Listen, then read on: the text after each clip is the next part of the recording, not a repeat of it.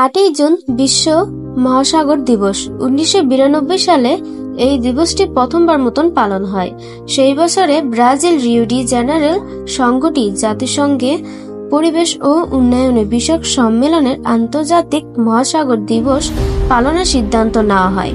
জাতিসংঘে এই দিবসটি আনুষ্ঠানিকভাবে স্বীকৃতি দেয় 2008 সাল। প্রত্যেক বছরের নির্দিষ্ট একটি থিমের উপর ভিত্তি করে এই মহাসাগর দিবস উদযাপিত হয়। তো ভূগোলবিদরা এদের নিজেদের সুবিধার্থে মহাসাগরকে 5টি অংশে বিভক্ত করেছেন। সেইগুলো হলো 1. প্রশান্ত মহাসাগর, 2. আটলান্টিক মহাসাগর, 3. ভারত মহাসাগর, 4. দক্ষিণ মহাসাগর বা আন্টার্কটিকা মহাসাগর, 5. উত্তর মহাসাগর বা আর্কটিক মহাসাগর। প্রশান্ত মহাসাগর আমেরিকা, এশিয়া এবং